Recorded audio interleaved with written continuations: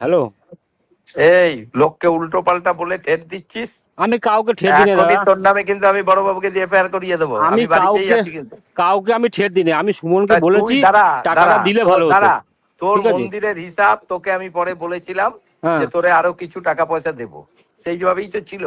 তার মধ্যে তুই কাজ করেছিস। আর কালীবাড়ি রিবা তুই আমাদের কাছে কি টাকা পাবি? কালীবাড়ি ওই ছোট দুর্গা মন্দিরের পাশে মন্দিরটা 1 টাকাও দিয়েছেন? কোনটা? কালীবাড়ি দুর্গা মন্দিরের পাশে ছোট মন্দির, ছোট হ্যাঁ, সে গেটের পাশে। দুর্গা মন্দিরের টাকা হয় নাই, তোর হিসাব হবে নিবি। কালীবাড়ি কি চলে গেল নাকি? ওটা ট্রাস্টের ব্যাপার রে, ওটা কেউ নিতে পারবে না। আমরা লেবার মিস্ত্রি খাটাইয়ে না লেবার না, মিস্ত্রি পয়সা কি সেই কেউ না বাকি না, রেখে দেবে? আপনি বলুন। তোর সেই টাকার কথা কি এখন মনে পড়লো?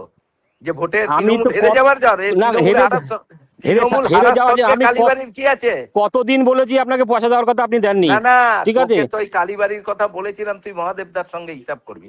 তোরে যদি ওইটার আপনি কোনো টাকা আপনি না কারোর দেয়। সঙ্গে হিসাব করার কথা বলেননি। আমি বলেছি না তোর যদি বলেননি না আপনি, এখন হয়। আপনি বলছেন তাই। এখন কারোর সঙ্গে বলেননি। এখন লাস্ট বলছি মানে তোকে এখন আপনি দাঁড়া, বলছেন। তোকে কি আমাদের ঠকানো আমাদের ইচ্ছা নাকি? ওটা কি খোকন দাসের বাবার সম্পত্তি হচ্ছে তোকে আজকে ঠকাবে? কতদিন হয়ে গেছে বলুন তো? আমি তো লেবার মিস্ত্রিকে পয়সা আর দিতে তুই হবে না, এখন দিতে হবে না। সুযোগ পেয়ে লোককে সুযোগ চমকাচ্ছিস। সুযোগ আমি চমকাইনি কাউকে। না, আমরা বাড়িঘর ছেড়ে চলে গেছি, আমরা আমি বর্ধমানে থাকবো না। আমি কাউকে চমকাইছি কি? হ্যাঁ, আমি আমি কাকে চমকালাম? আমি কাকে চমকালাম? তুই শুভকে উল্টো পাল্টা বলছিস, আমি একে ভাবছি উল্টোবেলা তুই বলেছি বিরাট কি? নেতা আপনি হয়ে গেছিস ভয়েস নাকি? রেকর্ডিংটা দেখুন ওর কাছে। শোন, আমি আমিও বিজেপির নেতা এখন, তুই ঠিক সেটা আছে, ভাবিস না। আপনি শুভকে সেটা ভয়েস তুই রেকর্ডিংটা ভাবিস দেখুন না। আমি কি চমকাইছি নাকি। একটা অডিও ভাইরাল করছে এবং সে অভিযোগ করছে যে আপনি এখনো পর্যন্ত হুমকি দিচ্ছেন এবং নিজেকে বিজেপি নেতাও বলছেন, অডিওতে শোনা যাচ্ছে এরকমই। কোথায় ফালতু এসব কথা, আমি এসব জানি না কোথায় কি। আমাদের ট্রাস্টে আমরা বিভিন্নভাবে সময় কাজ করেছি, কোনো একটা রাজমিস্ত্রি এতদিন কিছু বলে নাই, এখন বলে যে আমরা এখানে টাকা পাই।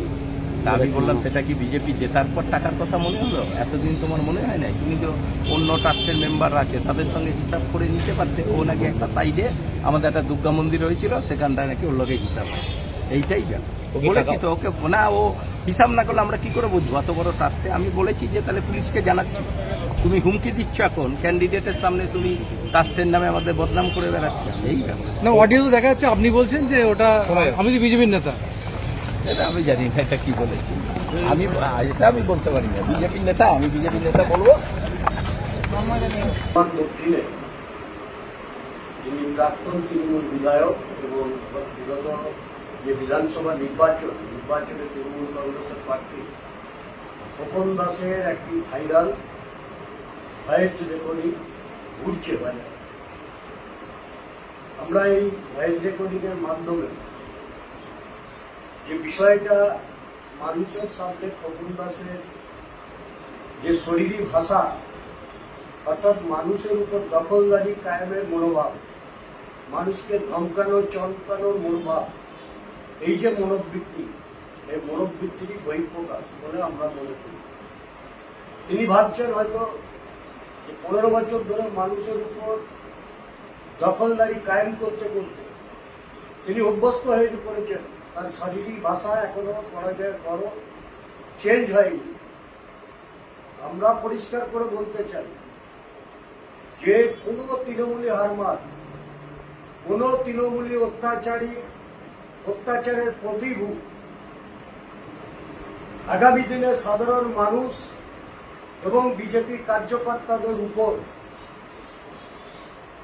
চোখ তুলে কথা বলবার যে সাহস দেখাচ্ছেন, আমরা পার্টির পক্ষ থেকে বলতে চাই যে সতর্ক হয়ে যান, নাহলে সাধারণ মানুষ আপনাদের যাবতীয় অপকর্মের হিসাব নেওয়ার জন্য মুখিয়ে আছে। শুধুমাত্র আমরা ভারতীয় জনতা পার্টির কার্যকর্তা, ভারতীয় জনতা পার্টির নেতৃত্বের পক্ষ থেকে শ্রদ্ধেয় রাজ্য সভাপতি মাননীয় শ্রমিক ভট্টাচার্য সহ রাজ্যের মুখ্যমন্ত্রী সম্মানীয় শুভেন্দু অধিকারী মহাশয় সমেত গোটা উচ্চ নেতৃবৃন্দ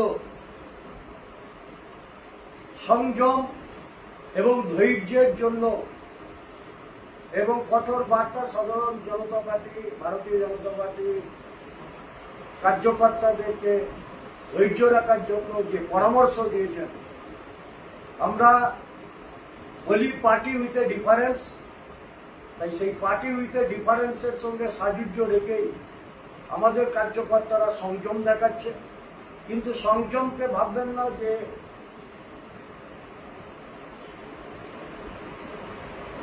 ভয় পেয়ে গেছে বা আপনাদের প্রতি যে ক্ষোভ, পুঞ্জীভূত ক্ষোভ, সেই ক্ষোভ দূরীভূত হয়েছে।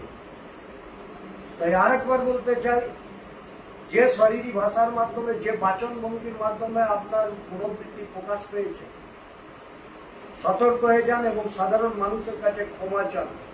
এবং পাশাপাশি প্রশাসনকে অনুরোধ করব যে যে সমস্ত তৃণমূল নেতা সাধারণ মানুষকে ভয় দেখাচ্ছেন, বিভিন্ন ক্ষেত্রে বলছেন যে তারাই নাকি আগামী দিনে ভারতীয় জনতা পার্টি অর্থাৎ বিজেপি নেতৃত্বের জায়গায় পৌঁছাবেন, এই মানসিকতা যারা পোষণ করছেন মনে মনে, তাদেরকেও বলছি সতর্ক হয়ে যান, তাহলে আগামী দিনে আপনাদের বিপদ কিন্তু ঘনীভূত হবে।